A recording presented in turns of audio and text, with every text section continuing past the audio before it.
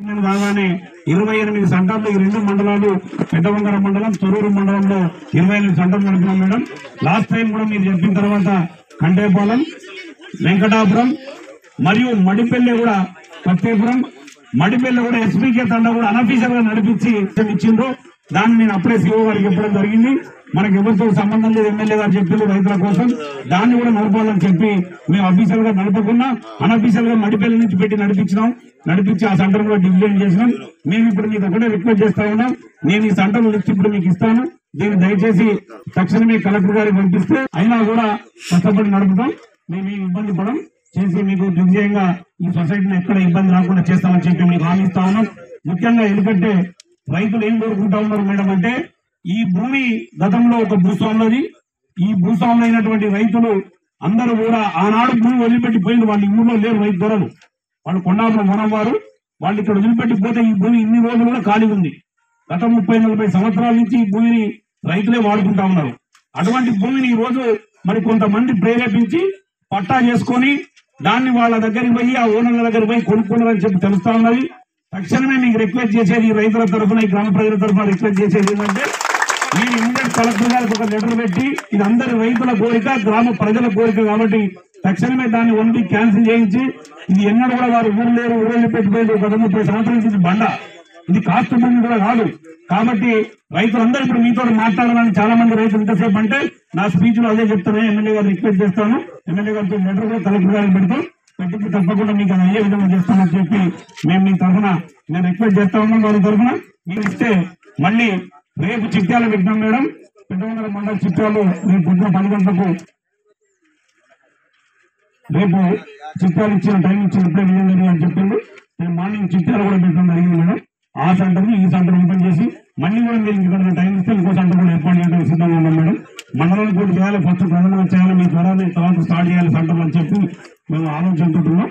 నిన్న మీరు చెప్పగానే ఈ రోజు హెలికాప్టర్ సెంటర్ ప్రారంభించి ముఖ్యంగా రైతు సోదరులకు ఒకటే చెప్తా ఉన్నాం, రైతు బోనస్ అనేది ఆ రాష్ట్ర ఆర్థిక పరిస్థితి లేకపోయినా ఇబ్బంది పడ్డా ఈనాడు ఉన్నటువంటి ముఖ్యమంత్రి రేవంత్ రెడ్డి గారు ఇన్ని కష్టాలు వచ్చినా ఇది రైతు ప్రభుత్వంగా నిలబడాలి, ప్రజా ప్రభుత్వంగా నిలబడాలని చెప్పి 17,000 కోట్ల రూపాయలు గత వానాకాలం సీజన్ లో రైతులకు ఇవ్వడం జరిగింది.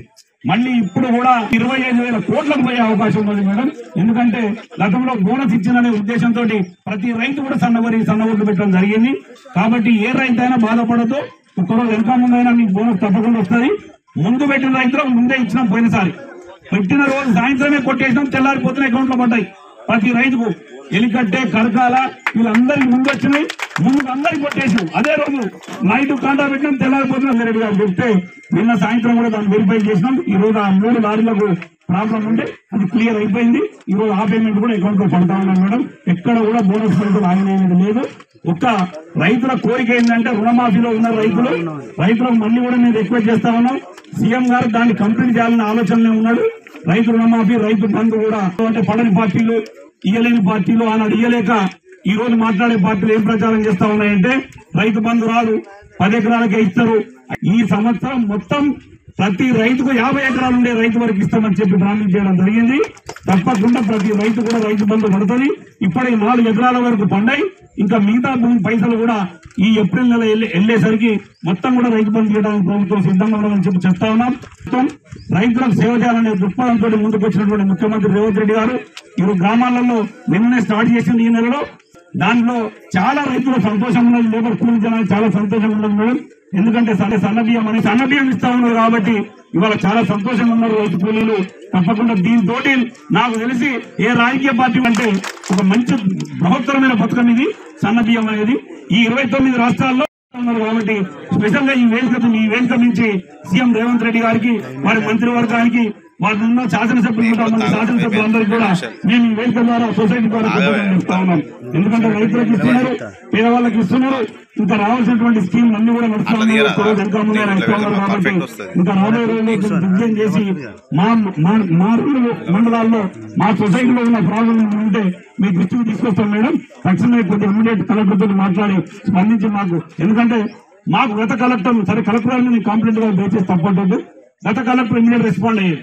నా స్థాయిలో నేను PSF చైర్మన్ శశాంక్ గారు కానీ, గౌతమ్ గారు కానీ, శివలింగయ్య గారు కానీ మేము ఫోన్ చేస్తే ఇమ్మీడియట్ రెస్పాండ్ అయ్యి ఏదైనా చెప్పేది. ఎమ్మెల్యేకు మంత్రి దాకా ఫోన్ చేయలేదు.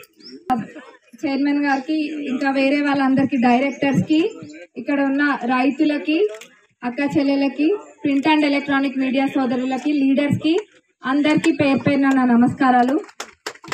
ముఖ్యంగా ఇక్కడ కావాల్సిన టార్పలిన్ షీట్స్ అన్న, గోనె సంచులైనా ఇవన్నీ కూడా సఫిషియెంట్గా ఉండాల్సిందిగా చూడాలని కోరుతున్నాము రైతుల తరపున. అట్లనే రైతులకు ఎక్కడ కూడా ఎటువంటి ఇబ్బంది లేకుండా లాస్ట్ టైం ఎట్లయితే మంచిగా సెంటర్స్ నడిచినాయో ఇప్పుడు కూడా అదే విధంగా నడిచేటట్టుగా చూడండి. ఇంకా ఏమి ప్రాబ్లం ఉన్నా కానీ మా దృష్టికి తీసుకురావచ్చు, తప్పకుండా అది సాల్వ్ అయ్యేటట్టు చేస్తాము. ఇంకా సన్న బియ్యం గురించి అయితే అందరికీ తెలిసిన విషయమే. సన్న బియ్యము గతంలో ఏమో దొడ్డు బియ్యం వచ్చేది. ఆ దొడ్డు బియ్యం చాలా మంది తినకపోయేటోళ్ళు. దాన్ని కోడ్ల ఫామ్లకి వేసుడు, అమ్ముకునుడు, లేకపోతే దోశలతో పాటు దోశ పిండి చేసుకునుడు, జొన్న పిండితో పాటు పట్టించుకునుడు చేసుకునేటోళ్ళు. కానీ తినేటోళ్ళ సంఖ్య ఏళ్ళ మీద లెక్క పెట్టొచ్చు. అప్పుడు మన కాంగ్రెస్ ప్రభుత్వం అధికారంలోకి వచ్చినాక తినే తిండి దగ్గర ఏం తేడా ఉంటుంది? డబ్బులు ఉన్నోళ్ళేమో సన్న బియ్యం తినాలి, పేదోళ్ళేమో దొడ్డు బియ్యం తినాలా? అందరు ఇంత చాకిరి చేసేది 2 ముద్దలు తృప్తిగా తిననికే కదా, అక్కడ కూడా ఏం తేడా ఉంటుంది అని చెప్పి సన్న బియ్యం ఇవ్వాల్సిందే, ఇచ్చి తీరాలి. దొడ్డు బియ్యం ఇస్తే ఏం లాభము?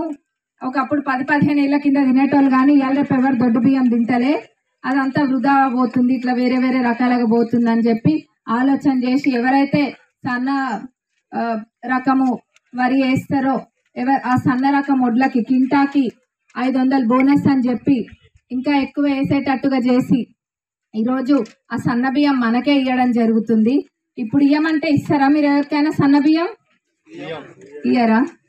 అందుకనే ప్రభుత్వం ఏ పథకం చేపట్టినా అది పేదవాళ్ళకి అందాలి, వాళ్ళకి యూజ్ రానప్పుడు అది వేస్ట్ అని చెప్పి సన్న బియ్యం ఇస్తున్నారు. నిజంగా కూడా ఈ సన్న బియ్య పంపిణీ కార్యక్రమము చరిత్రలో నిలిచిపోతుంది.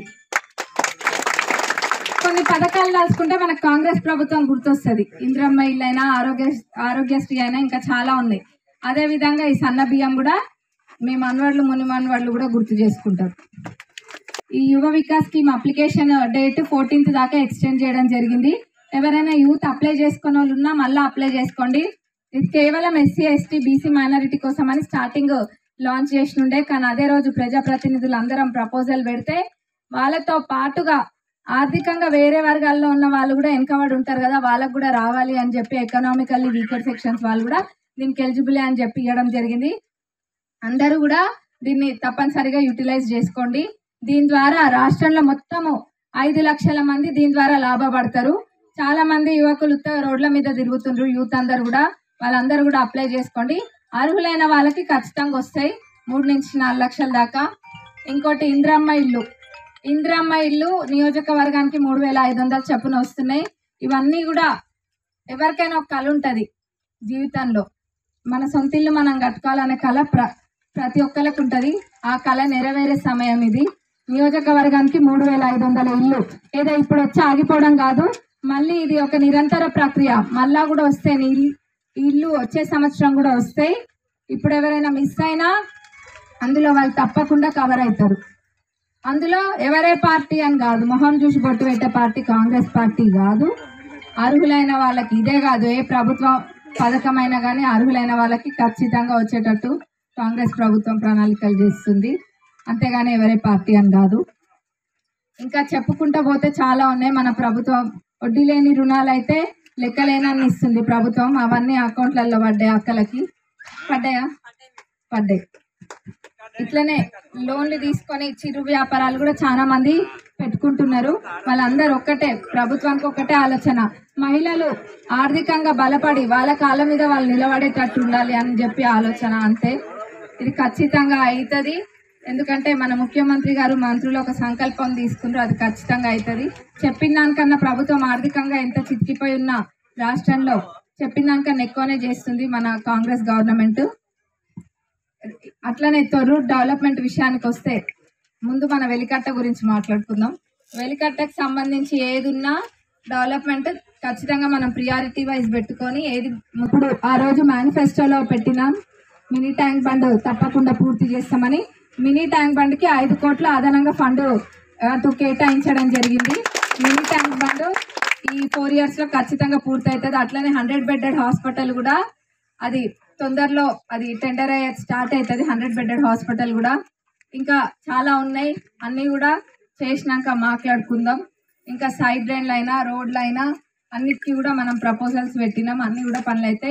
మన ప్రభుత్వం అధికారంలోకి వచ్చినప్పటి నుంచి నియోజకవర్గంలో 50 నుంచి 60 కోట్ల దాకా సిఆర్ఆర్ ఎంఆర్ఆర్ ఫండ్స్ కూడా వచ్చినాయి. ఇంకా చాలా ఉన్నాయి, అన్నీ కూడా తెచ్చుకుందాం. మరొకసారి మీ అందరికీ థ్యాంక్స్ చెప్తూ ముగిస్తుంది.